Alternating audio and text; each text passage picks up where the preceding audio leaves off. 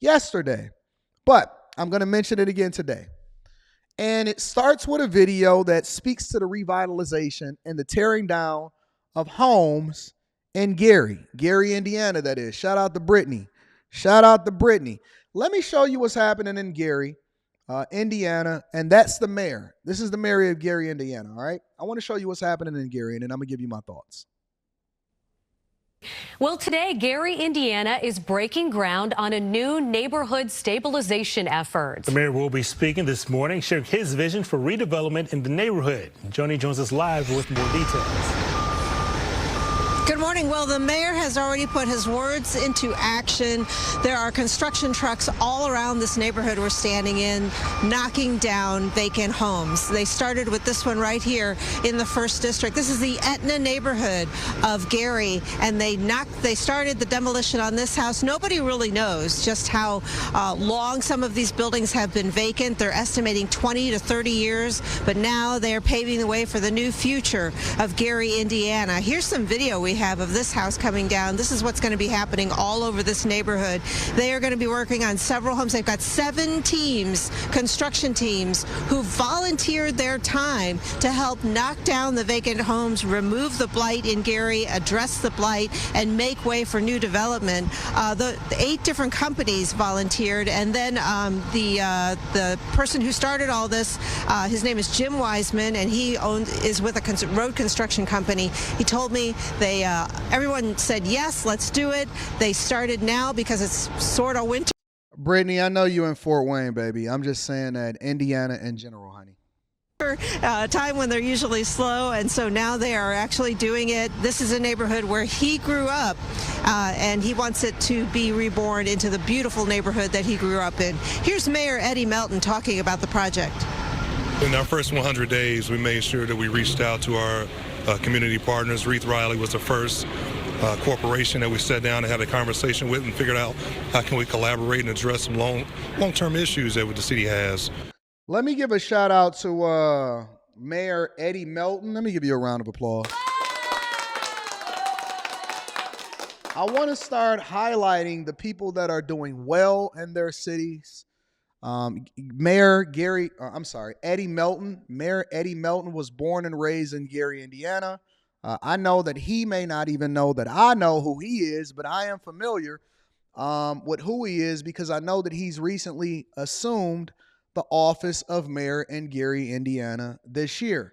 And he's a very educated, well-spoken community advocate, and a person that is absolutely suited, in my opinion, and best for the position. So I want to, in addition to holding these politicians accountable, because I do believe that we need to spend the majority of our time highlighting the solutions just as much. We have to have a balance on highlighting the solutions and people that are doing well.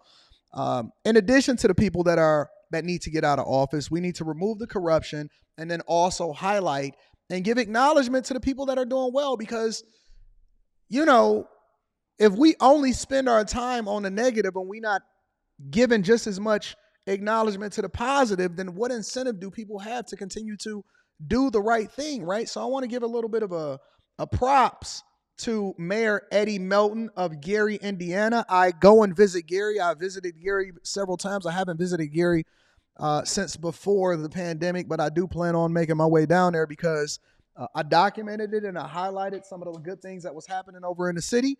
I love the fact that they are taking initiative and charge, and they're not waiting for anybody to come and save them. Let me say that again. They're not waiting for anybody to come and save them. Let me go ahead and play the rest of this clip, and then we're going to get into what my thoughts are on Gary, Indiana, and the Midwest in general. We know we have a significant amount of blighted structures, and there's only a couple of ways that we can address that. Number one is having the right finances to do that, which we're working with the state and the federal government, but also pulling some of our corporate partners to the table. So we're happy that all of these contractors have volunteered their services, so we're going to demolish close to 40 homes today. They're demolishing more than 40 blighted homes today. Let's continue. The last time that I went to Gary, there was a significant amount of redevelopment that was happening in the city, but let's continue. So they just restarted the work here. They targeted 85 homes in this neighborhood alone. for demolition. And they went to the owners, and some of the owners said, no, we would like to rehab our property. So they're giving them the chance to do that.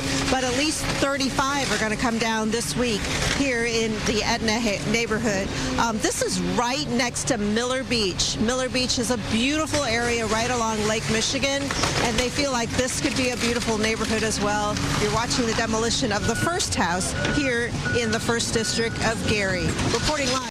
Now, I know that this is not going to get any kind of visibility unless I leverage my platform and my visibility in order to do so. And I'm okay with that.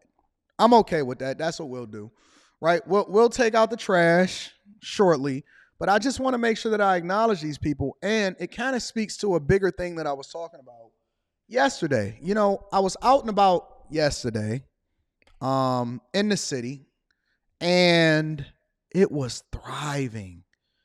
I mean, I don't know if a lot of y'all seen the video that I dropped on the Anton Daniels channel. You probably didn't. But it was absolutely thriving. It was a Sunday morning / afternoon. It was like 1:30, 2 p.m. And it was construction going on. And it was so many people. And it was a melting pot. And I was hearing conversations because I anticipated actually having a conversation and talk about something completely different.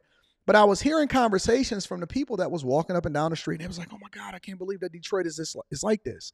But I'm going to just tell you, it's not just Detroit. It's a lot of places that's starting to really thrive. And the thing that I was inspired to have a conversation about with you guys on camera yesterday, which I changed my message to speak more to that because I was right there in the middle of it. And I myself have personally moved into downtown Detroit. And I have never left my state or my city. And I've always had some sort of a residence or some sort of business here. And I've decided to live, work, and play all in the same city and spend the majority of my time here. And I see so much change from when I was younger. And it's incredible to see the amount of people that was so excited. And it was full on a Sunday. It was full. Every street was full, and it was full of traffic, and people was having fun, and it was ice skating, and you know, they were at the shops and stuff. And I was just like, I was so proud that I was a part of the fabric that never left, but instead decided to make sure that I became a part of the culture, a small part of the culture that happened in the city. And it's not just happening here. It's happening in a lot of places. I see it happening in Cleveland. I see it happening in Cincinnati. I see it happening in Columbus. I see it happening in Pittsburgh. I see it happening in portions of Indiana. Milwaukee, believe it or not, Milwaukee is absolutely doing their thing. And it's crazy. And the real conversation that we need to be having is, why are we always culturally last and we play Me Too when it comes to revitalizing, or we waiting? A couple different things, and then we're going to go into Fonnie Willis. We always want to wait for somebody to come and save us. Nobody is coming to save you. If you want different in your city, in your neighborhood, in your community, then you're going to have to do the thing that's different, revitalize, get the beam out of your own eye, and stop running away from your problems, because contrary to popular belief, you still take you with you. Let me say that again. Contrary to popular belief, when you leave, you still take yourself with you. So everybody that ran from all of the places that they thought that they can get away from, they ran down to Atlanta and they ruined that. Now they running down to Houston and they ruining that. They down there in Florida and they say, we don't want you in Florida. Californians is running away from the thing that they voted for in California. San Francisco is dying. Oakland is dying. All of these places is starting to fall apart. But the money has already been invested in a lot of these places. And when you see what's changed, because we don't have any more blighted buildings here. We don't have any more commercial real estate property in downtown Detroit for you to invest in anymore. It's already bought. Is there still opportunities and stuff? Absolutely. Pittsburgh was thriving. I went to Pittsburgh years ago when I started to love Pittsburgh. And I was telling people, I said, man, Pittsburgh is awesome. You know how awesome Pittsburgh is? I was down in Cleveland. I went over to Milwaukee. I don't just visit the popular places. If you want to see change, you know who's selling crack in your communities. You know what's happening in your cities. You know who the Jack Boys are. You know what's going on. Oh man, I'ma just run over here. Okay, so you gonna run over and you one of the Jack boys. Now all of the scammers is down in Atlanta now. Good. Because the minute that y'all all left, then that's when we started to change and we revitalized the city. I'm driving down the street in my car because I was in a Porsche yesterday. And the dude like, oh man, you remember me? I was like, nah, I'm sorry. Because I was polite. I was sipping on my hot chocolate that I had just got from the local bakery that's in downtown Detroit.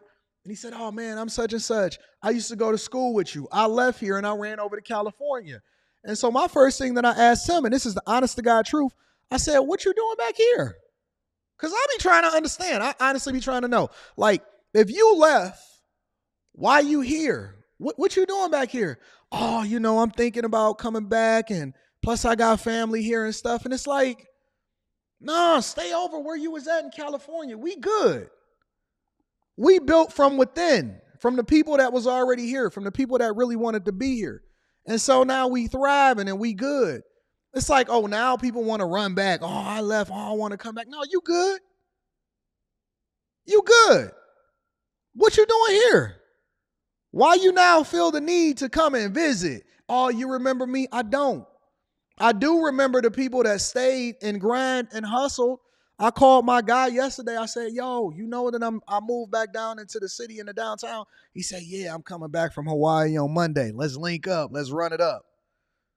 We gonna get money together. We cool. And the worst part about it, and then I'm gonna move over to Fawny. The interesting thing about it is that everybody want to move to places that they can't even afford to move to. That's the interesting part about it. Why are y'all trying to run to California? You can't afford to live there. And then you want to sit there and complain about inflation and affordability. The place where you were supposed to be is the place where you was born and raised. And that's not for everybody. I'm saying it's okay for you to move and go and explore different things and see where it is that you want to go to. But what I'm saying is you can't have your cake and eat it too. Don't sit here and complain to me about the affordability of being able to live in places that you can't afford to be in, but you just want to be a part of. And then want to sit here and say, well, it's the government's fault. No, it's your fault. It's your fault. You can't afford to be down there in Miami. I'm being real with you. You can't afford to be there. You can't afford to be in the places that you want to live in, but you run into it. And then you're going to live in the ghetto there. They said, Anton, you a big fish in a small pond. I'm cool with that. I'm cool with that. Listen, I love my city. I love my city. I love it to my core. It's people that I don't even necessarily care for or right away get along with, but you can't even get me to talk negatively about them. You know why? Because they from the city. And so any problem that I have with them, I can call them and solve for it offline than I can online. It's some popular people in the city that I wind up having to call offline in order to solve for a problem because I didn't necessarily care about them. I'm not going to talk about them online. I'm not going to talk about the things that I love or the people that's a part of the fabric of the city just because I may have a disagreement with them. I'm going to call them. I'm cool with being okay and being relatively significant in my city. I don't have to run out there. And I went and visited Miami, and I lived in Miami during the pandemic because it was open. But I'd rather spend more time focused on growing in my own culture in my own city. And I can go and visit Miami. I'll get a second place in certain places. But I'm not about to go and run to no place that ain't raised me. These are the places that my tax dollars are a part of. I'm a part of the fabric. I understand the city. I know what streets that's significant. I'd rather invest in my own and be able to afford it. I can afford to comfortably live here, and I have no problems whatsoever. And then we always last. And then 10 years from now, 15 years from now, they're going, oh man, let's go. It's too late. It's too late. The property values have appreciated 3,000%. It's too late. It's too late. You always last to the party. You always leave, get rid of, sell, let your grandparents and your parents' property get dilapidated. Then you want to come back and move back and say, oh man, look how they changed the neighborhood. They changed it because you left it and you made it available and cheap for them to take it and buy it up. So now they've redeveloped it and profited off of it. and they gentrified it based off of not based off of their ability to gentrify it, but your willingness to give it up, and then you want to complain about it. You can't complain about the thing that you've been a part of. You can't complain about the thing that you left. Oh man, I want to run over here and spend all of my money over here where people ain't even checking for me. Have y'all ever heard of the small city dilemma that's happening over in LA? Y'all ain't never heard of that? The small city dilemma over there in LA is this. You from a smaller city or you from a smaller town outside of Los Angeles. And Los Angeles is it's similar in Miami and all of that, right? And so what happens was you was the man in your city, and usually it happens to women more than men. You was the man in your city, and then you ran off over into a completely different city. You ran to a different city, or you ran over to LA because you was the man and you was like, oh, I'm the popular girl in school. I'm going to go to LA and be the one and be the model. And then you get over to LA and you realize you really a 4 in LA or Miami. You not what you was in your city. You was good in your city. You was the man, homie. You a 4. What you think is money over where they at. Listen, I'm cool. I take my little money. I'm good where I'm at. I'm cool. I ain't trying to prove nothing to nobody. You go over to Miami, everybody got what you got. Your car is like an Altima in Miami. You go over to LA and you realize you just a adjustable 5 in LA because everybody in LA is clicked up and they got way better people that look way better than you, and now you feeling lonely because you used to be the man where you were. Stop trying to run to go and do things to impress people that ain't got no interest in you. You ain't even it. You gonna be strung out. The streets is gonna have its way with you, and you don't realize that you asking for something that you're not ready for. You asking for something that you're not ready for. You think that you're ready to go out there. The streets is gonna swallow you up. Stay home. Stay home. And this is not for everybody. I'm not speaking for everybody, but I got to speak to the majority, not the minority. Stay home. That small city, where the boy loved you and he was willing to marry you and he was a small town boy and he was going to be good for you, you're going to be just like that girl on Tyler Perry's Temptation. Somebody going to take you on a private jet, bust you down, give you HIV, AIDS, and then you're going to regret the fact that the small town pharmacist, the real pharmacist, not the one that's selling drugs, the one that actually went to school for pharmacy. The small town pharmacist who was best for you went and got married to somebody else that was your competition in high school. Stay out of that. That ain't for you. You can't afford to live there. You can't afford to swim with the big fish. You're going to get swallowed up. Swallowed up. Dolphins, sharks, and whales out there willing to wreck your life. And you so busy wanting to run. No, you good. You good.